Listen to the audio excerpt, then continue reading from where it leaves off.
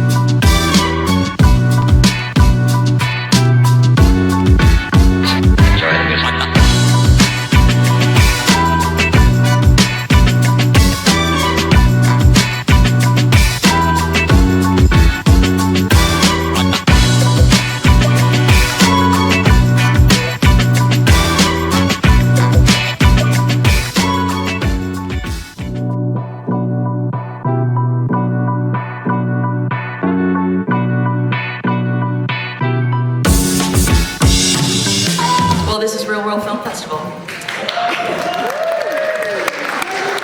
And the specific platform of this festival is for BIPOC, Black, Indigenous, people of color, Canadian content creators. Ladies and gentlemen, mesdames and messieurs, please join me in welcoming the Honorable Elizabeth Downswell, Lieutenant Governor of Ontario.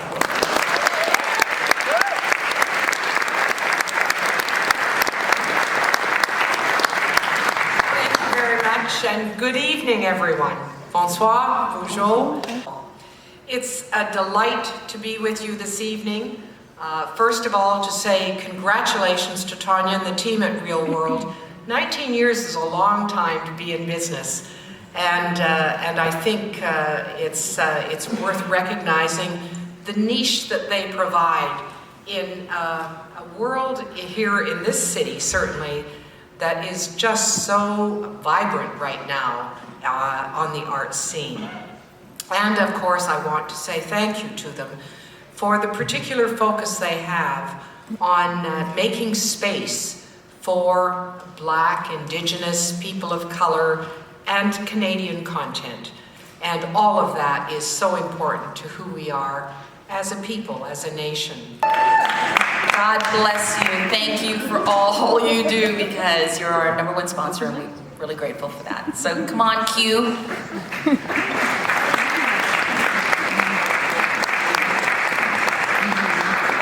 Greetings, everyone. Thank you and good night. Yes, my name is Q Kirk. Most people call me Q because Quivern is my full name. It looks very complicated on the page, but it's not too bad. But Tonya, thank you for the warm introduction. As Tonya said, I am a senior data analyst at the bank, but I'm also a proud program manager for the Black Employee Network at TD Bank. So I want to say, first of all, it's such a pleasure for me to be here today, and TD is absolutely thrilled to supporting Reelworld Film Festival for the past, the 19th annual Reelworld Film Festival, as we celebrate Indigenous and racially diverse Canadian filmmakers. Hello, Dansi. Kiwachi Mitnawao. My name is Billy Marasti. I'm from northern Manitoba. And I've been living in the city of Toronto for 40 years now and celebrating 36 years in the performing arts. The arts, whether they're in film or theater or in sculptures or in pictures, we all these stories that we have to tell, they're very important. And I'm very honored to be in one today that was written, created, directed, and produced by Shelley Nero. And it's the opening film for this festival, for the Reelworld Film Festival. And it's called The Incredible 25th Year of Mitzi Bearclaw. And I play Mr. Bearclaw, and I'm very honored to be part of this festival. Thank you so much.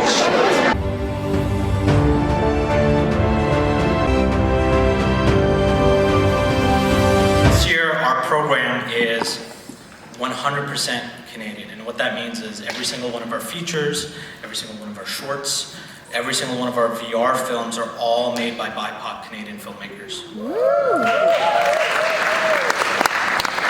And we're very proud of that, and with this renewed focus on Canadian talent, the theme for this year's programming is home. And what that means is, in all the films that you're gonna see at the festival, even the shorts, you're gonna find stories about people that are forging new homes for themselves or confronting the confines of their current ones. These are stories about finding home in community, in culture, and in people.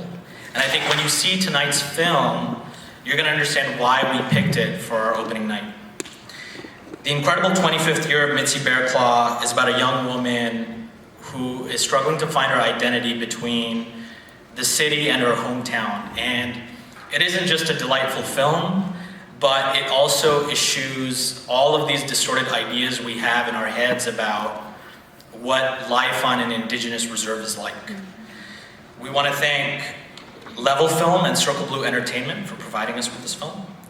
We will have a Q&A after the movie with some very special guests, so make sure to stick around.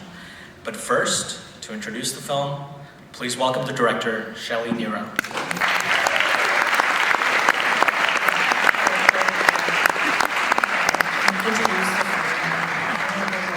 I am honored to have this film here tonight and chosen by the Reelworld Film Festival in presenting it at this festival.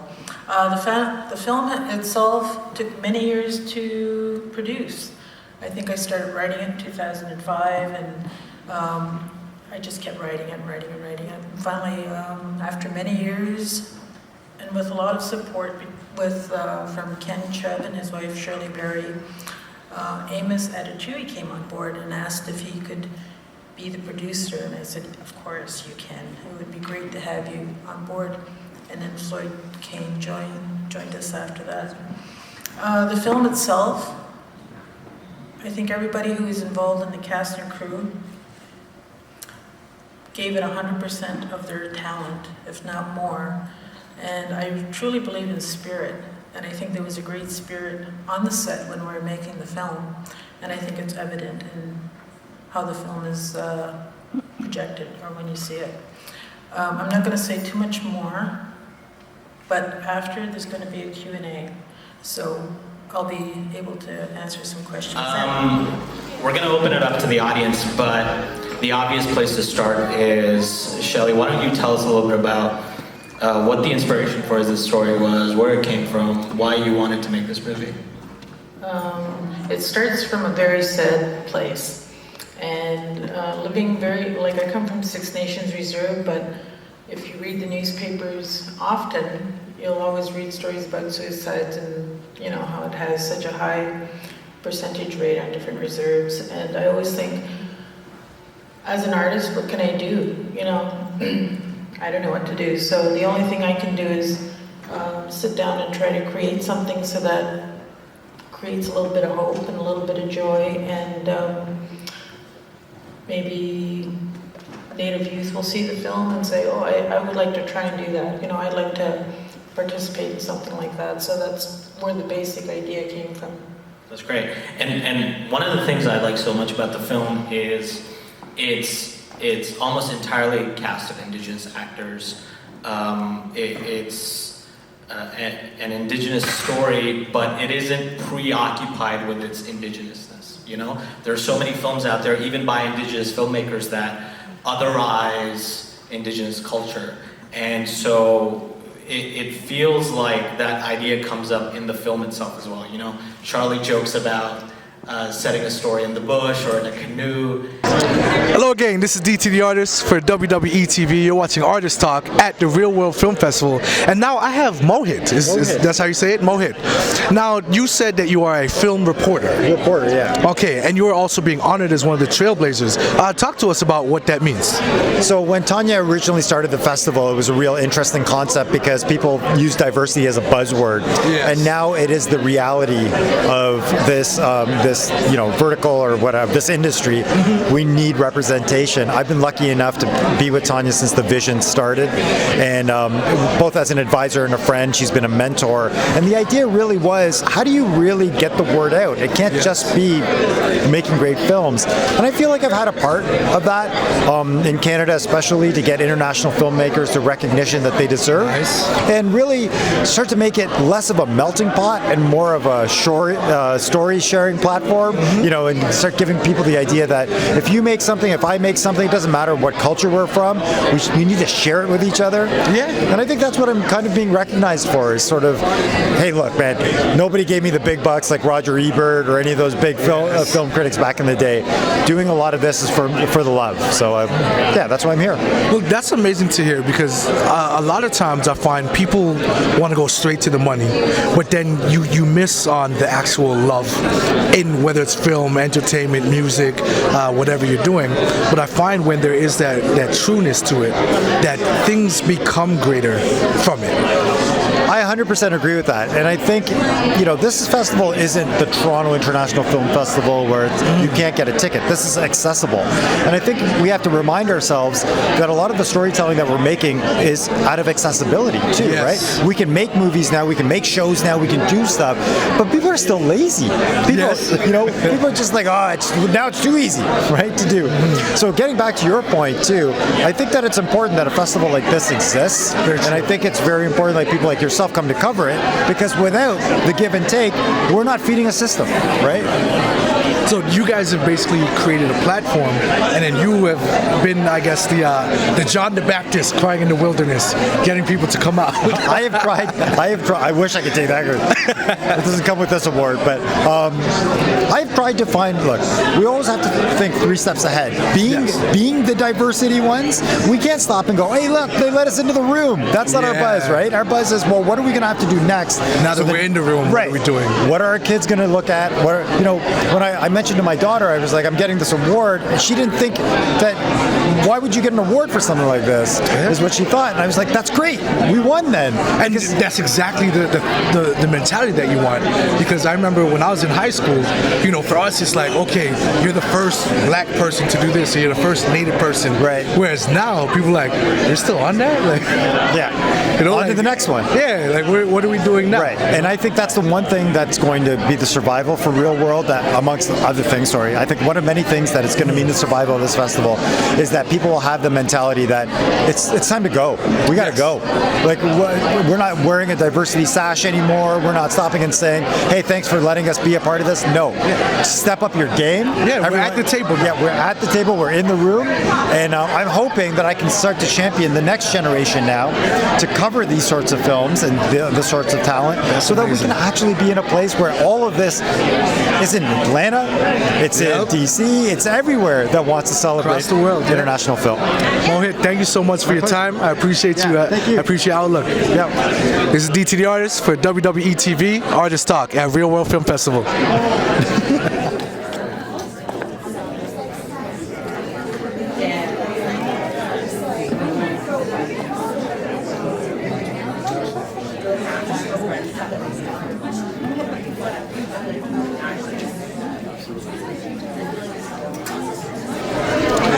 Welcome back. This is DT the Artist again. We're at the Reelworld Film Festival for Artist Talk on WWETV. And I'm with Johannes, who is an actor. Now, he was walking by and I said, that man is an actor. And the reason I know is the scarf. Now, is there a uniform for actors nowadays? Like, I wouldn't say there is a uniform, but like there is a certain kind of style of wearing clothes. Style. Yeah. So yeah, that's why I do. Like, I like to wear like this. say. Like it's beautiful. All right. Well, all jokes aside now, what was it that got you into acting, and I guess what point are you now at in your career? I think like the moment I figured out that I want to be an actor was when I was 8 years old. Nice. Because my dad was a priest. I grew up in a church. Okay. So like I have been doing like the dramas, the songs. So after that, like that's like I have been doing stage acting for a long time, like which is like a theater actor. Yes. So because of it, because it's a big part of me, that's why I want to be an actor, because I love it and it's the way of expressing myself a better way. So that's. And what has your experience been like, I guess, in the Canadian film industry or theater and stage industry? Like I could because I am new to the country, so I haven't done anything in Canada yet. Okay. But hopefully that I will experience that experience and know how it will feel. But like people have told me that it is actually like an amazing experience, and hopefully I get to see it soon as well. So that's. Tell people where they can find you, and if anyone's doing any short films, movies, plays, how they can get in touch with you. Oh, absolutely. Like you can find me on Instagram, which is like John Baraki, my name on Instagram, or like you can email me at johannes80@outlook.com. So that is. Well, thank you for introducing yourself to the world. We will be in touch. There's some more for us to do. Absolutely. Thank you.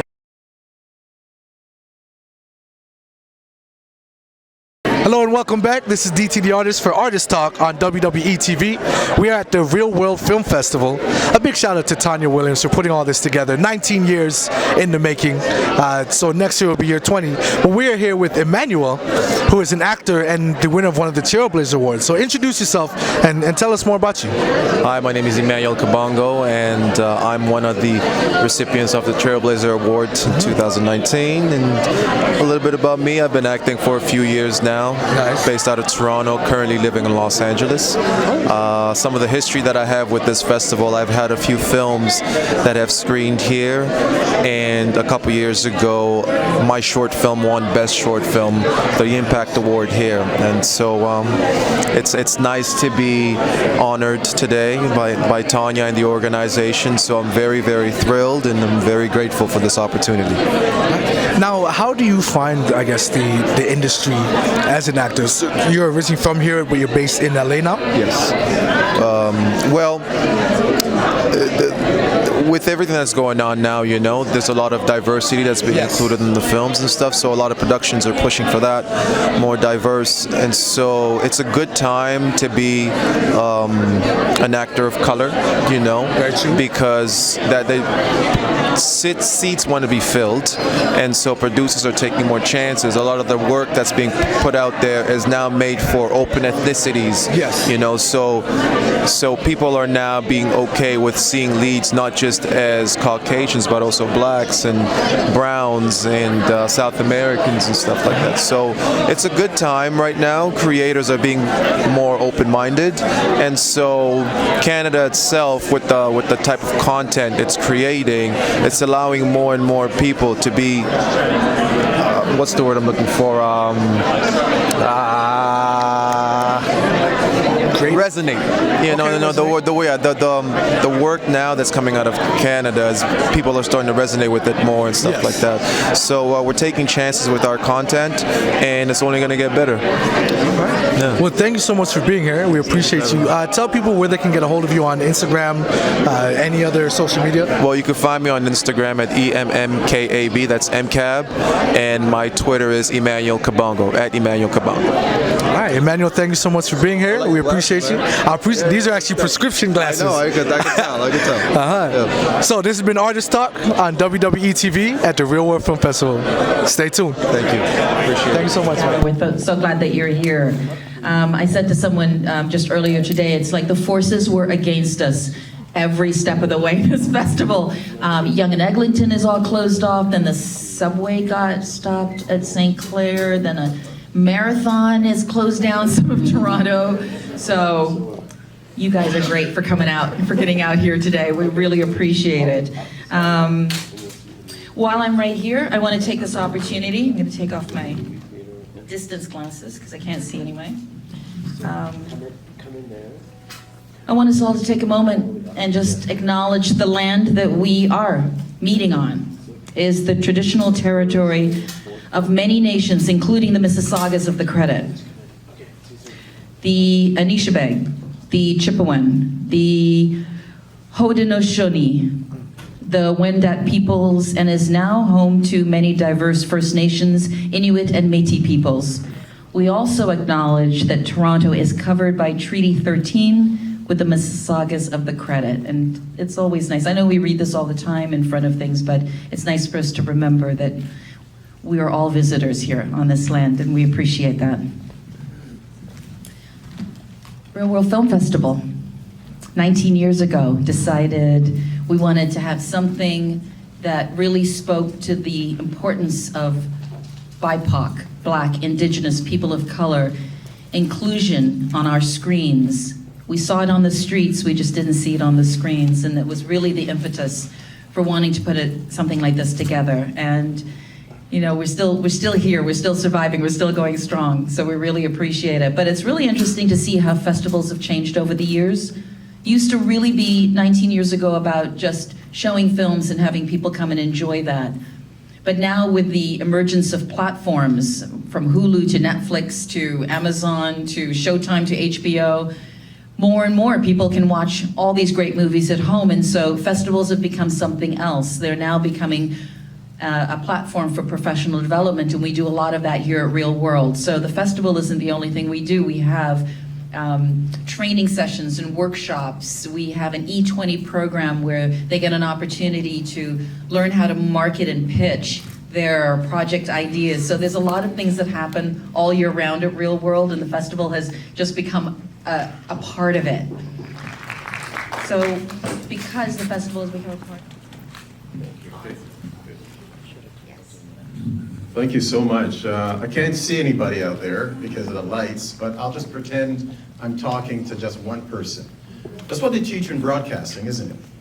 Just imagine you're talking to that one person who loves you, trusts you, and wants you to do well. So I'm imagining that one person. But first, let me say I am so honored. Thank you for this, Tonya. I'm so honored. You know, the Reelworld Film Festival has been really, in my opinion, a haven for creative people of color. And whether it's Indigenous individuals, Black people, or other racialized groups, this has been a haven. Once upon a time, this didn't exist. I think a lot of people take this thing for granted. It wasn't there before this happened. And the opportunities that you've been able to give individuals to express themselves through film, through those workshops, through the pitch, through those panel conversations, it's immeasurable. It really is. So I want to thank you, and I think you should give it up for Tonya.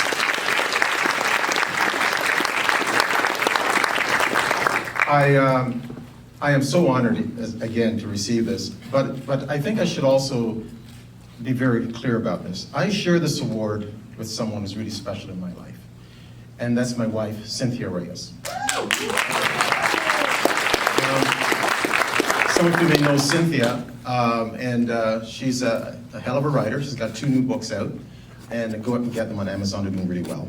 Between My Ears, the next one. Go by the people behind the camera. That's the real goal here.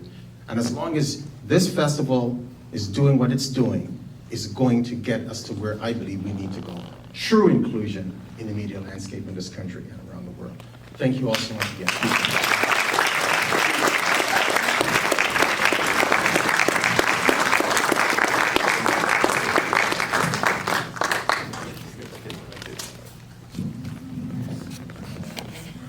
And any of the trailblazers that are out there, it's a perfect opportunity for you to make your way down here. And I'd like to bring up Cheryl Hudson, who is one of our board members, and she'll be handing out these awards. Thank you so much, Cheryl. She just heard about this about 30 seconds ago. Cheryl is learning how to do improv today.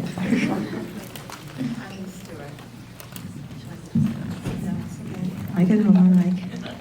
I just need light so I can see what I'm reading. So it is my great pleasure, and I thank you all for coming out, despite all of the challenges of getting here. We came from Oakville, my husband and I, and we did run into some of those challenges ourselves. So we feel your pain. So my opportunity tonight is to tell you a little bit about our Trailblazers. So before I introduce them, I'll tell you a little bit about what the Trailblazer Award is all about. So it's an award that recognizes the outstanding achievement by BIPOC professionals in the Canadian entertainment industry. These 6 remarkable individuals inspire others and blaze a trail of excellence through their constant efforts to improve and diversify our vibrant film and television industry.